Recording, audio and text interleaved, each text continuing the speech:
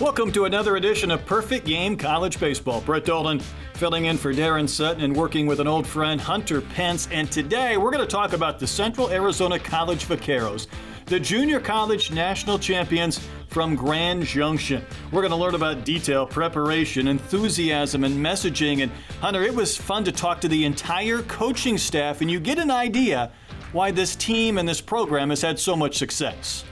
Absolutely, it's elevated baseball thought. There can't be a coincidence that 2019 national champions, 2020 COVID year, 2021 losing the finals, and 2022 once again national champions. An absolutely incredible run. Can't wait to hear more from the staff and learn from them and what they've been able to implement and put into these young baseball athletes and stars, future stars to come. But what an incredible run, what an incredible mindset, and it's just so amazing to hear how they were able to make this happen. We're going to find out if Hunter gets 2.85% better after this conversation. We're going to visit with Isaiah Overman. He's the assistant coach. Joe Perez, the assistant head coach and recruiting coordinator in 2021. He was the National Assistant Coach of the Year.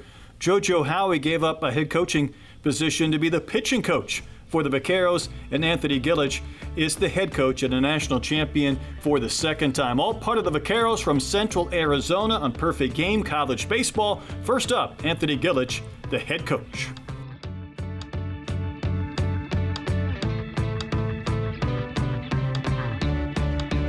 We're talking Central Arizona College Vaqueros baseball. They are the junior college national champions, just back from Grand Junction. Hunter Pence and I are going to visit with the entire coaching staff, starting with head coach Anthony Gilich. Coach, second national championship for you, fourth for the program. An obvious question, I'll tee you up right out of the gates. This never gets old, does it? Never. It's what an unbelievable ride. Just proud of the guys and the players and the coaches and what a cool experience. And each one's a little bit different. We've done two, and I don't know, each one had a little different flow to it. And we were fortunate to play in the title game last year and didn't win that one. But just proud of the guys. It's been a difficult road, and somehow we pulled it off. Yeah, you definitely had a difficult road, quite a few elimination games along the way. Losing game one in Grand Junction and coming back from that, do you think, Coach, that facing a lot of elimination games, even getting to Grand Junction, was kind of like gave this team an edge? What was the response and your message to the team after that game? Yeah, it was. I do. We had 5 elimination games before we even got to Grand Junction, and a lot of people were talking about that before we got there. So like each elimination game we played while we were there was kind of like a badge of courage, almost like, yeah, here comes number 6, here comes number 7, let's go. We ended up with 10. And which is it was incredible, but yeah, I mean, I think it helped a little bit having been through it. We didn't have a lot of panic in our dugout because we'd been through those elimination games before, and then I mean, just I don't know, in the losers bracket, the one like I don't know that it's exactly the route we wanted to, but I kind of tried to trick the team into thinking it was the route. Like I said, hey, look, every game from here on out, we're coming off a win and they're coming off a loss. And so we're on a little bit of a roll, and they're coming out of the loser or the winners bracket down to the losers bracket. And so, like I said, I don't know. I was kind of tricking them a little bit, but I don't know, we rolled with it, and it felt pretty good. So. And Coach, that's genius, because I was a big believer also in like, what is your perspective, and like any way you can give your team a mental edge. I think that's beautiful, and coming in with like the proper perspective and the proper energy into the game. And I can attest to that, being a part of the Giants teams where we just like fell in love with elimination games. There's some beautiful adrenaline to that you can't explain. So never gets old hearing a story of a team that battled through that much adversity. But I have to read this quote here for you, Coach Gilich, and I have like a ton of questions for you. But I read this when I was going through a lot of your, the reviews of the games, and it said the team that won was the team that played the most complete baseball in every single game. This coaching staff got the absolute best out of every single player that stepped on this field this past week. You saw it the entire week. The absolute best out of every single player. And Anthony, you won in 2019. 2020 was a down year. 2021, you lose in the finals. And 2022, you win your second there's no coincidence. How do you get the absolute best out of every single player, and what is the mindset for the team each and every year? Yeah, I'll share. Well, one thing that we kind of hang our hat on a little bit. It's something unique to our program. We call it 2.85%. And so what that means is we have 31 players on our roster. We have 4 coaches. So you add that up, that's 35 people. And you divide that into 100, and it equals 2.85%. And so we talk about that a lot. And kind of what that means is everybody has value. Everybody has equal value, whether you're the head coach, whether you're a red shirt, whether you're the bullpen catcher, whether you're the ace or whatever. Everybody's worth 2.85%. So it gives everybody value. And then also it kind of I don't know, like takes the pressure off the guys who feel like they need to be the stars, right? And so like they don't need to do anything more than just bring their 2.85%. And so if we all do that, we're going to operate at a high level. If we don't, like if hey, I only bring 2% that day, someone else doesn't even show up, the other guy's not feeling great, and all of a sudden you can kind of see just how like now we're operating maybe at like 80%. We open up the door to get beat and not be productive at practice. So we talk about 2.85% a lot, and I don't know, that's one of the ways that like I said, we can kind of just I don't know, just something for us unique to our program that we hang our hat on. Well, I like that. 2.85%. Coach Gilich from Central Arizona College, the JUCO national champions, joining us. They won the title game 4-2 over Cowley County out of Kansas. And it was, by the way, the first time in the history of the series, that goes back to 1958, that 2 teams had to come out of that loser's bracket to go all the way and play for a championship. And, Coach, when you get to that point, you played 72 games. So you're talking about 2.85%, 72 games. I mean, that is a true journey where you have to have depth, pitching, hitting, and everything to be able to have success over that long of a stretch. Well, yeah, the funny thing about 2.85%, actually the math doesn't always add up exactly, but it's a good round number. So it's good to put on a shirt and those kind of things. And then the Cowley game, we've been talking about, we're coming off a win, they're coming off a loss. We're coming off a win, they're coming off a loss. We did that 4 times in a row. But when we got to the title game, they're coming off 4 wins too. They came through the loser bracket the whole way we did. So at the final game, guys, they're hot too. They just run 4 in a row. They did the same thing we just did. And so, yeah, I mean, Cowley was really good. I mean, they're a really good team, and we were able to watch them, every day play just like we were, and I mean, they did a heck of a job. And so we had played them actually twice last year in the World Series as well. And so we were familiar with some of their guys, and I'm sure they're familiar with us. And I mean, it was unique because in Grand Junction, usually the games are really high scoring. Because metal bat, the ball flies, kind of a short field, and it was 4-2. I think it was 4-2 after 3, and then nobody scored again. And so, I mean, it was just a good baseball game. Hunter, to your point, like, yeah, just clean. And that's kind of what we hung our hat on, just like being a complete team. And I don't know, like I said, we all kind of have value and get your job done. Yeah, absolutely, and I love that because you said clean baseball, like you preach clean baseball. And by the way, the 2.85% for me just takes a lot of pressure, like you said. It's like I don't have to do everything. And if I was to even say that, like most of the 2 championships I was a part of, like it's bigger than you. It felt like no one was like, I'm going to be the hero. I'm going to be the hero, which a lot of times everyone kind of wants to be in those big situations. Everyone's like, let's play for each other. And that is 2.85%. Like I feel it in that message, and I think it's brilliant and it makes a lot of sense. But I want to talk about clean baseball because you brought it up. You said you mentioned it, and your team, best ERA in the tournament, best fielding percentage in the tournament. That sounds like clean baseball to me. How do you implement clean baseball, and what does that mean to you? Yeah, well, I mean, we work on it a lot. I mean, it's something that's really important to us, and it's not just on the defensive side too. It's limiting mistakes on the bases and those kind of things. I think one thing that we learned from COVID was we kind of dumbed down our program a little bit because we didn't have as much time to work with everybody in 20. We had limited stuff, and so we didn't have like 5 different pick plays at second. Like, let's just have 1 or 2 and get really good at them, or bunt defenses and those kind of things, And so it's just, I don't know, just like we got good at the the main stuff. And so, our catcher did an excellent job of just keeping balls off the backstop. And I mean, you watch college baseball and there's just, there's a lot of freebies, wild pitches and pass balls and walks. And that was something that we just wanted to be good at. And so, this year it was just really clean. And that's kind of, like I said, the cleanliness in which we played was our calling card. And then, sure, could we blast some runs every once in a while? Yeah, like we'd get into some and we could do it. But when a team shut us down like they did in the title game, we had to rely on playing clean and rely on the pitching and the defense, and that bailed us out in the end. Yeah, I'm glad you mentioned the home runs. I always like to talk about the long ball too, and you alluded to that. Coach, 18 home runs, most of any team in the tournament. Kiko Romero had 6. He was the most outstanding hitter. Dusty Garcia had the homer to make it 4-2 in the third. And, you've got to be able to have a little thump, too, and it seems like you've got that plenty. Yeah, Dusty had a walk-off homer against Wabash as well to win it in the bottom of the ninth. And then Kiko, I mean, he was on fire, right? I mean, he had 6 homers in the district and 6 homers in the World Series. So I think he had 12 homers in his last 11 games. Nobody was talking to him. We just let him do his thing. Like nobody wanted to screw it up for him. So, I mean, he's a great kid. He broke our school record for home runs.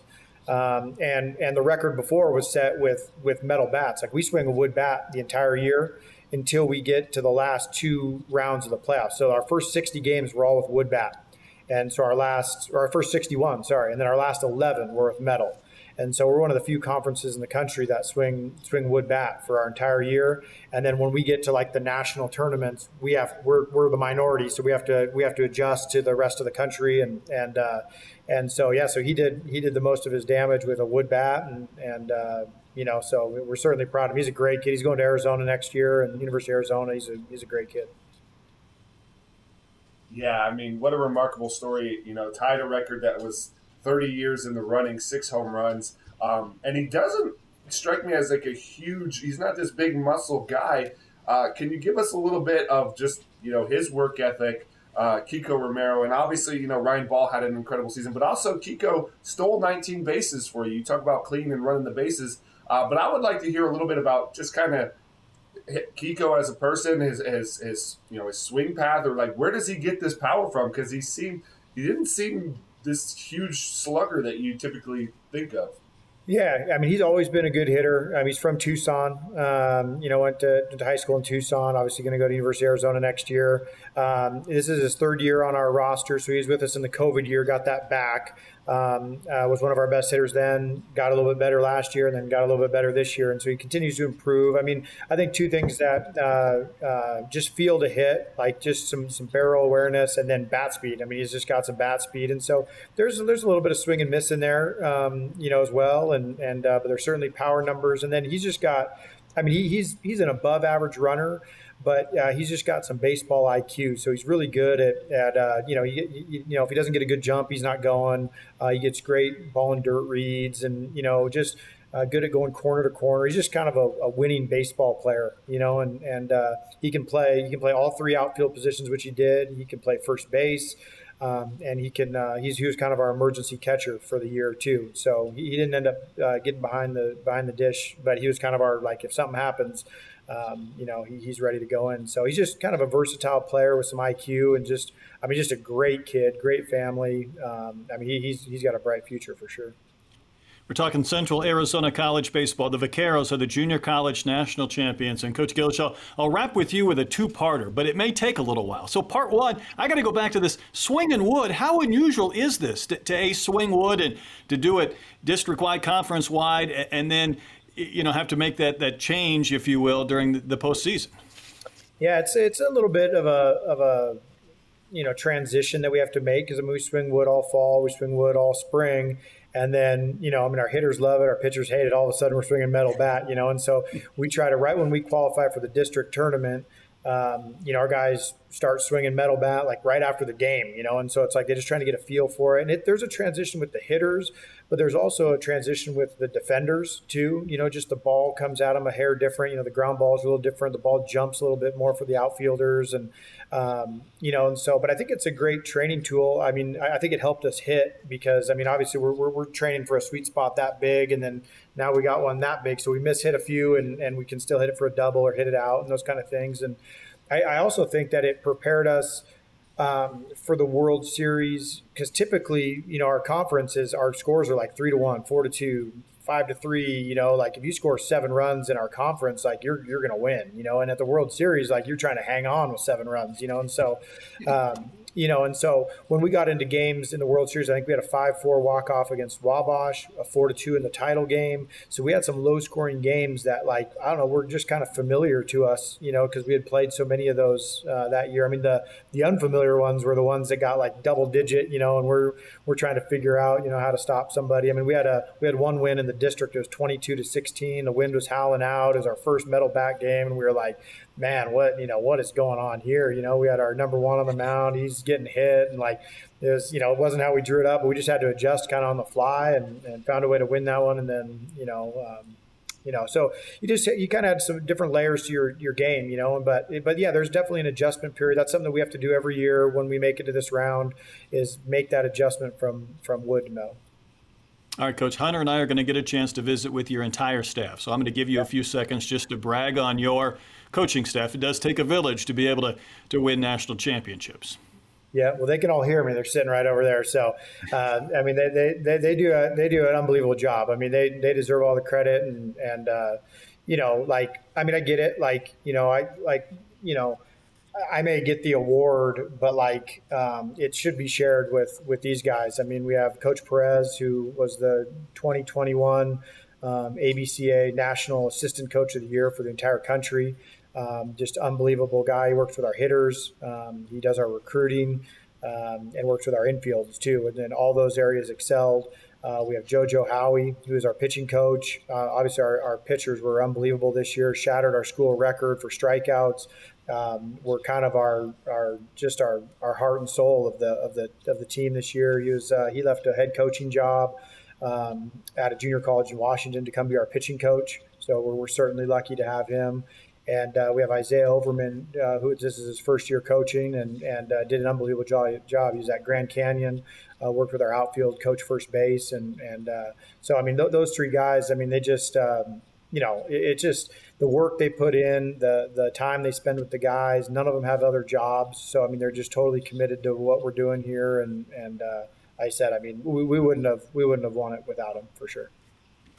Good stuff. Coach, as always, thanks so much for the time, and enjoy celebrating that national championship. I know they never get old. Yep, I appreciate it. Thank you. Anthony Gilich, part of Perfect Game College Baseball, will step aside and come back with pitching coach JoJo Howie in just a moment.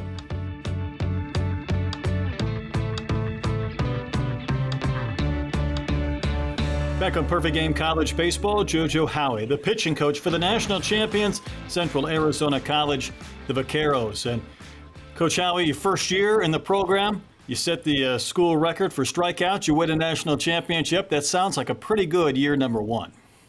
Yeah, that was the plan, to come down and compete for a national title. But to do it in the first year was unbelievable and was a crazier experience than I would have ever expected. And then the strikeout record, I mean, we just had great players. I mean, these guys have had obviously such a good program from years and years before. I knew what I was getting into, and I knew the responsibility when I took the job was to be really good. And so, to be honest, the boys worked really hard. They knew how to work already when I got here, and I tried to do what I could to help them. But in the end, the players and the depth that's why we had strikeouts. You don't do that without good players. So there's no doubt about it, Coach JoJo, that players obviously, that you have to have the talent, but also to get the most out of your players. And obviously you say, oh, big strikeout record. Like, I want to put this in perspective. It was 770 strikeouts in 588 innings pitched. That's insane. You're striking out way more than a batter per inning. And obviously you definitely had talent. You had velo. You had guys with stuff. But, talk a little bit about their work ethic and honing that and giving that direction Like, is strikeouts like an intention? Like, what is some of the philosophy that you brought to the program? Yeah, to be honest, I never really pushed for strikeouts too hard, which is surprising.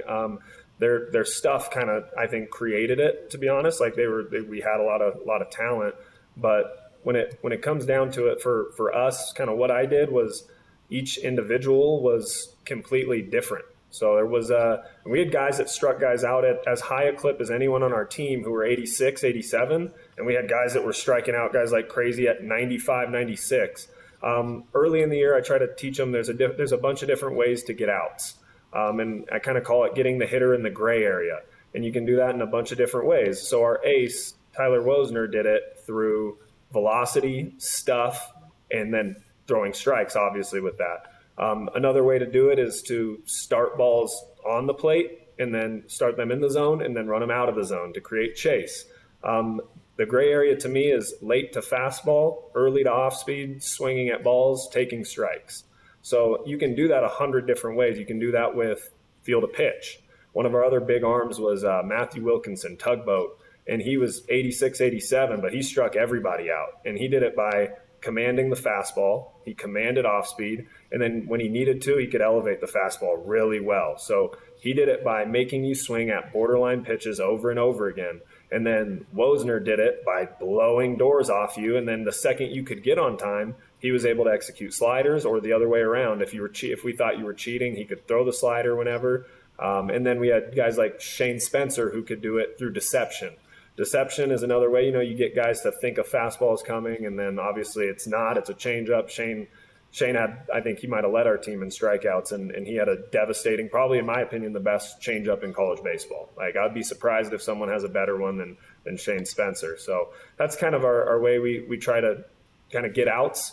And now if strikeouts come, that's great. But to be honest with you, it was more about I wanted them to compete. I wanted them to grow, and I wanted them to just be grateful, because that's sometimes it gets forgotten at JUCO too. I know where I was before, you got to be grateful for what you have and the players that are around you, the coaches, the opportunity to compete at Central. It's a great opportunity. So those three things, those were kind of our talk to start the year.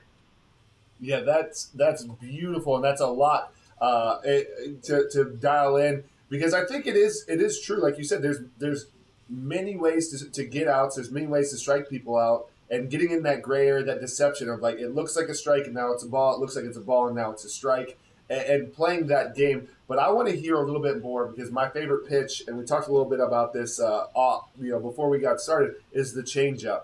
Can you tell us a little bit about? Is there a way to develop a changeup? Did he just have the changeup? And just kind of that story in and of itself is like, how would you teach like a young kid to throw a changeup? And I forget the player who had the really good changeup. What was his name again, JoJo? Shane Spencer.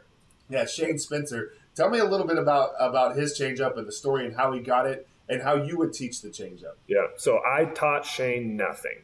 He had an amazing changeup from day one. He spins his changeup at like 2,500 to even a little better. So it's almost like a left-handed slider. And that's unheard of, right? I mean, you've got the guy with the Brewers who can do that. And I haven't heard of a lot of other people in the world that do it. So to be honest with you, his is so special. He has a couple different things that he's done through his career just to learn how to spin it that way. But man, like, to be honest with you, he's got freakishly long fingers. He has the ability to pronate with a lot of hand speed, which, I guess you just don't see or work across the ball differently than most pitchers. But yeah, the other guys we taught changeup to a bunch of different ways. Again, I would say everyone I taught a changeup to was different. I think some guys struggle with pronation. And for me, it was a lot of our guys with really good ride and high spin rate breaking balls, and they kind of would pitch at the top. A lot of them struggled with changeup, and they actually struggled just pronating in general. So what we did is a lot of those guys either threw a variation of a split change or a splitter in itself. So that added a couple changeups to our staff. And then the other thing is just like a bunch of different, like, I like the trial and error. I try and just, we try and find a thing to make it work. And then a lot of it's mindset stuff. So, I'm probably a lot more mindset than mechanic when it comes down to it. Like if we can get them to throw it with hand speed and get on top of the ball with a lighter grip, I think that gives you the ability to make it present more like a fastball. And in the end, like that's our ultimate goal. If I can throw a changeup that comes out of the hand and looks like a heater, I think we've won. I think that's really the ultimate goal. Now, if you start creating action with it, that's really good too. But that's kind of our main thing that we do. Other than that, they just have a focus in catch play. You know, sometimes it's commanding off speed in the slide step. Sometimes it's working fastball hip to hip. Sometimes it's flipping the zone with up to down stuff, fastballs up, breaking balls off speed down. It's a different plan each day. But the changeups, it was kind of individual, man. Each guy like had a different grip. Each guy kind of developed their changeup in a different way. Most of our guys made some adjustments to their changeup throughout the year. Shane Spencer was just to be honest, it was a freak pitch, and it was really fun to watch all year. Speaking with JoJo Howie, the pitching coach from Central Arizona College, the Vaqueros, the JUCO national champions. Coach, I'm trying to put myself in your shoes, and you guys have a great conference season, and all of a sudden I'm thinking, now we're no longer pitching to wood. We're facing the Thunder. We're facing the best teams in the country. We're going to go to Grand Junction, lose the first game, have to fill 6 games in 7 days. That would keep me up at night. How did you navigate, though, through all of this to win a championship?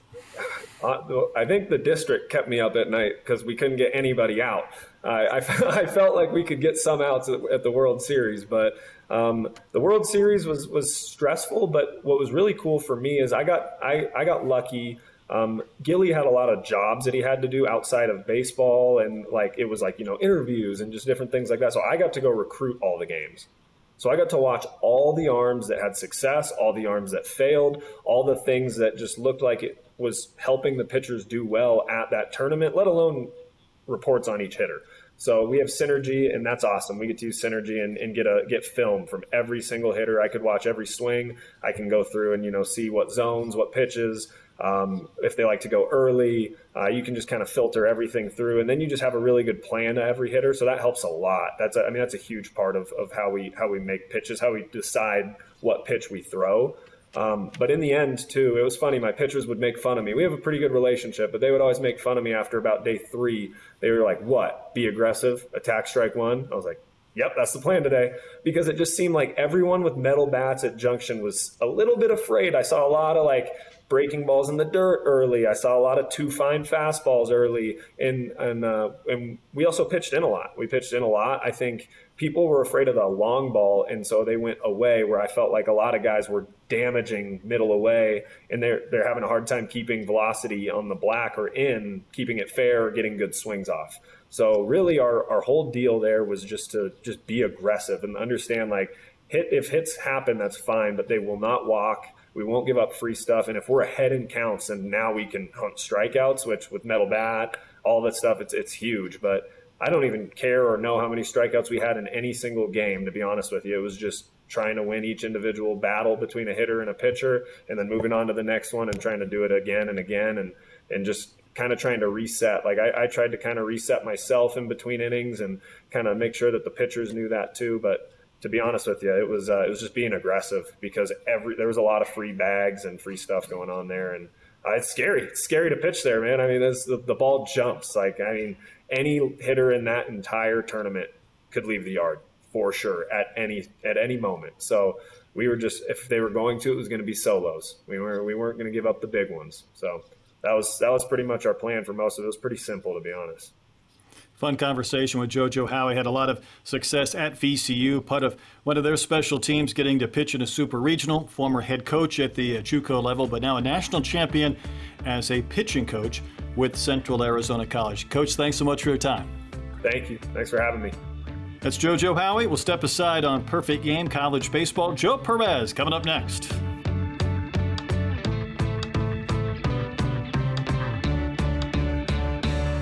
Joe Perez is the assistant head coach and recruiting coordinator for the Central Arizona Vaqueros. In 2021, he was the National Assistant Coach of the Year, a guy who spent some time at Grand Canyon with Andy Stankiewicz, but has been part of not just one, but now 2 national championships at Central Arizona. And first of all, Joe, Tell me what it was like coming off a year where you're the runner-up. It takes a lot to get to Grand Junction and finish second. And did that have any motivation on the kids that returned or the program in general to just try and get one step further, as difficult as that is this year? Yeah, it was heartbreak last year, especially we were fortunate enough to have a lot of returners too this year. And so that stuck with them. And I think if anything, it helped us in experience. We had guys that, okay, hey, I've been to Grand Junction now. I've seen the crowd. I've played in those games, went to the national championship game and lost a tough one. And so, yeah, I think there was extra motivation, but I don't think it was more of like, hey, let's avenge this, because I think they were proud of what they did to get there. I think it was more so, hey, we've been here, we've done this, we're experienced, and so it's not new to us. And so now I think where in 21 it was like, hey, oh man, we made it here. Like, this is awesome. I think we made it there. And then it was like, okay, now let's win the thing. So I think it was, like I said, not really trying to avenge anything, but more so like, hey, we've been here. We understand what we got to do. Yeah, that's incredible, to like unheard of, to be that level of consistency and to go all the way and to deal with 10 elimination games along the way. Joe, I just got to commend you because you work with the infielders, and your first 6 years you led the conference in double plays. Coach Gilich talks about clean baseball, and you had the highest fielding percentage in the tournament. So talk to us. There's definitely, things don't happen by coincidence. What is some of the programs and the things that really matter to you in having a good infield and a good defense consistently throughout the years? Well, yeah, I think the first thing is that Coach Gilich talks about it every day. And he writes a practice plan for us every day, and at the very top of it, it says, handle the ball, most important thing we'll do. And he writes that on there, seriously, for the 7 years I've been here, that's on the practice plan every single day. So it starts with that foundation, just that's something he believes in, and then it trickles down. So when we're out trying to find players, that's in the back of my mind, like, hey, if we really believe in pitching and defense, let's find guys that can do that. And so I think, man, first thing is the foundation, then two, finding guys that can execute that. And so we bring guys in, and then we talk about it often and then work on it. So like I said, I think it's just something that Coach Gilich has put in the foundation of our program, and then it just works its way backwards from there. And it was nice to see it show up this year, because I think that was the team we were and we needed to be to do what we did. And so it was nice that we were able to execute on that side of the ball. Yeah, Joe, you go back over your first 6 years. You had 22 infielders that got scholarships at four-year schools, and 20 of those went to the D1 level. And kind of picking up where Hunter left off, how rewarding is that for you as a coach and for a program to be able to take your players and have success, but then ship them out to four-year schools? And how much of that do you sell these incoming recruits? Yeah, I'd be lying if I said I didn't try to sell it. That's how we're trying to get the next guys here. But to be honest, it's mostly the players doing, right? They're the ones that put trust in us and believe in our program. And I always tell them, when they commit to us, I think it's important they know we're committed to them too. So when they come here, we're going to give them everything we got. And so it's mostly on them. They're the ones putting in the work. They're the ones taking the pride in their work. And the most rewarding thing is just seeing guys continue their career. The best part of my job is I get to go out and bring kids in from different parts of the world and kind of see what they do from there. I try to get out of their way and bring in competitive players and watch how they build off of each other. And, it's just cool to see the way they grow with each other. It's nice. We've always had a program where our guys kind of become their own best coaches. And so, we bring in so many competitive kids. That's something we look for. And so when they look out on the field, they get excited that they're not the best one on their team, right? They want to have someone to compete against in practice. And so it's rewarding, but like I said, it's mostly the players doing. They're the ones doing all the work. And like I said, we just try to provide them a platform to get that work done and then get out of their way. With regards to that, I guess my mentality wants to know the process and how do you create these competitions amongst the players that are competitive? Give us, you got a master's in organizational leadership. I got to get a couple of the of the drills, or is this the secrets that you can't share with us here on Perfect Game? No. I think that the biggest part is, again, starts with Coach Gilich and the practice plan he writes. It's really organized, and then he encourages each of us to have our own practice plan within the practice plan. So he allows me to have that 25, 35-minute window of individual defense. And so I try to have that 35 minutes really structured all the way down to the way we play catch, honestly, for the infielders. And then Io does a great job with the outfielders, Coach Gilich with the catchers. And so it starts with the way we play catch and how organized it is and how attention to detail it is. We do a lot of four-corner catch. We call it position specific, and we're trying to recreate throws that they're going to make in the game, and so we believe in getting loose to then go play catch rather than, hey, we're going to play catch to get loose. No, we're going to get loose with bands, stretches, and so that way when we go to play catch, it's almost like a drill set. It's not, hey, we're getting loose. It's not a warm-up. We're getting work in, and we're making competitive throws. So I think that's the first thing. And then we have just a repetition or a process we believe in the infield, where it's like we're going to our two-knee progression, then to our fungo progression, then to our mass fungos with throws, and then it even trickles into our BP. We don't waste reps in BP, right? We're working on prep step. We're working on getting fungos in between, we have a great staff, man. Whether whoever's throwing BP, the other two guys are hitting fungos, and they do it at a professional level. I know JoJo. He's awesome, man. He plays games with our shortstops during BP. I'll be throwing and I'll look up and they're having a competition about JoJo's trying to beat our shortstop on a fungo. And so they keep score during BP. And so just those little competitions we build throughout the season, I think we all benefit from them. One more with Joe Perez. We've heard about the preparation, and I love it, and the detail.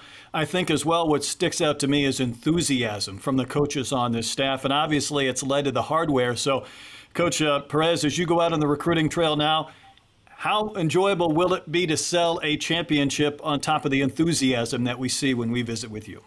It's always great to say you won it, and I think guys want to hear that, and everyone talks about winning a national championship. But to be able to say, like, hey, we've done it twice, we've been there 3 times, it's, I think it holds a little bit more weight with these kids.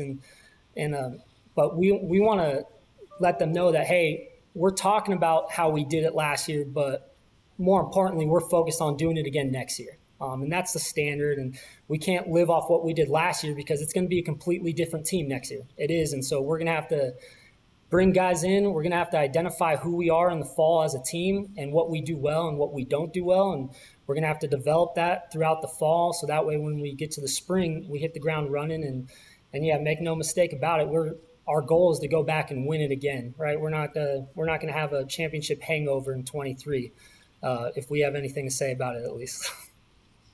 The work never stops. The enthusiasm is ever present. Joe Perez, congratulations on a great year, and thanks so much for joining us. Oh, thank you, guys. I appreciate it.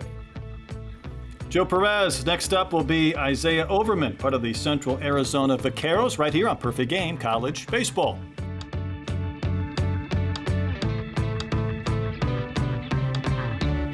Let's welcome in Isaiah Overman. His first season with Central Arizona resulted in a national championship. He works with the outfielders. He coaches first base. And welcome in, Isaiah. I got to believe for a guy that's from Boulder, Colorado, to go back to Grand Junction and win a championship in your home state was a pretty good way to cap year number 1. Absolutely. It was fun going back, seeing all my extended family, all extended friends.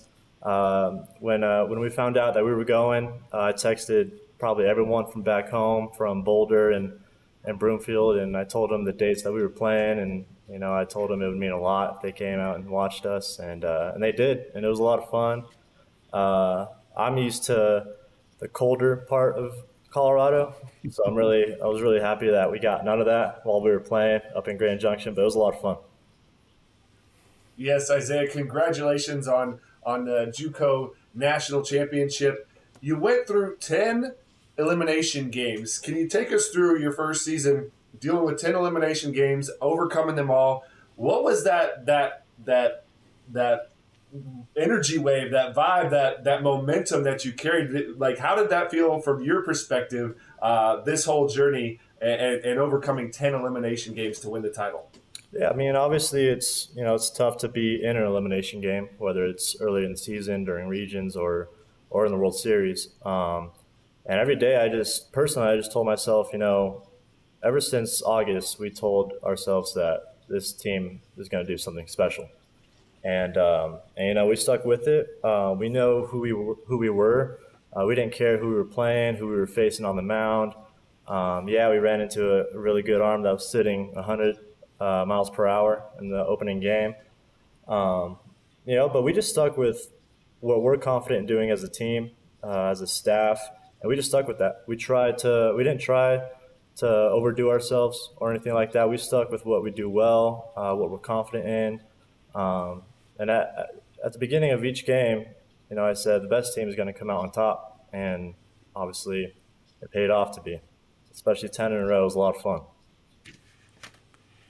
Isaiah, it's enjoyable to listen to your story and talk to you about how you interact with the kids, but how much do you also still find yourself learning from Joe Perez or JoJo Howie or Coach Gilich? How much are you still a sponge to keep your learning process going while at the same time beginning your coaching journey? Every time we all hang out, whether it's during this or recruiting or just in the coach's office, there's always one of them that sarcastically says, "Io, you talk too much." And it's just because like you said, I try to be a sponge in every circumstance that I'm in, whether it's in the coach's office, whether it's here, whether it's, going golfing, whatever it is, recruiting. I just try to intake everything that I can because I know I'm so young and I have so much potential that could be the best time to learn is right now. Absolutely. The best time always is right now. It's the only time. You had some pretty amazing outfielders to work with this year. Can you give us a little bit about your two first-team All-ACCAC, Kiko Romero and Jalen Rowe, and obviously Kiko Romero with the homers and the bags and the records. But what was that like with this group you had? They made it easy. They made it easy to come to the field every day. They would always bring their 2.85%, and they were always willing to learn and just work hard. I couldn't have asked anything more of them, and when I did, they put their nose down and got to it.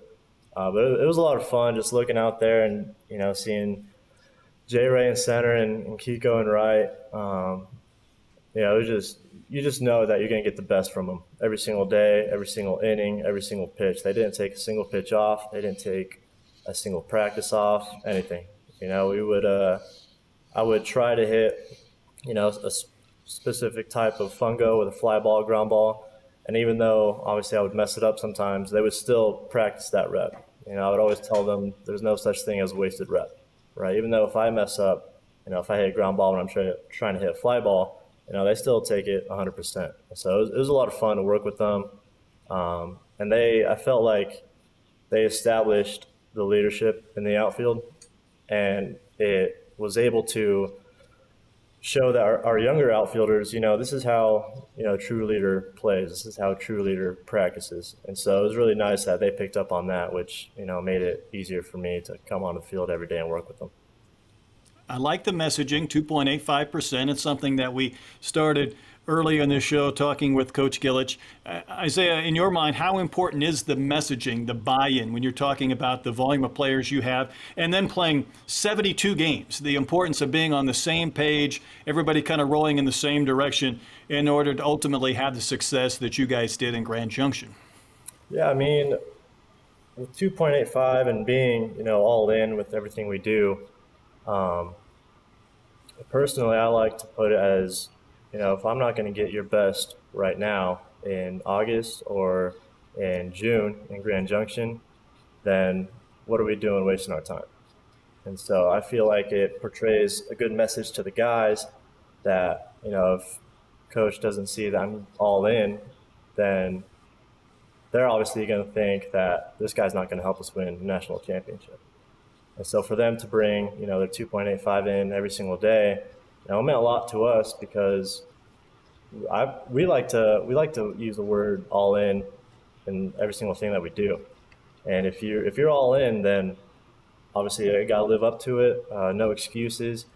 and prove to us that you're all in on this team, on this practice, on this game, and on this season.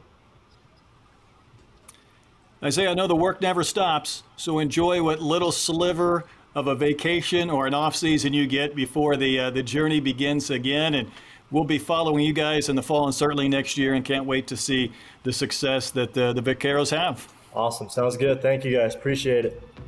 First time we've had an entire coaching staff with us, and what a great conversation with the Central Arizona College Vaqueros. They were the national champions in Grand Junction. So thank you to Isaiah Overman, Joe Perez, the assistant head coach recruiting coordinator, JoJo Howie, the pitching coach, and head coach Anthony Gilich, a national champion for the second time. So for Hunter Pence, I'm Brett Dolan. Thanks again for tuning in right here on Perfect Game College Baseball.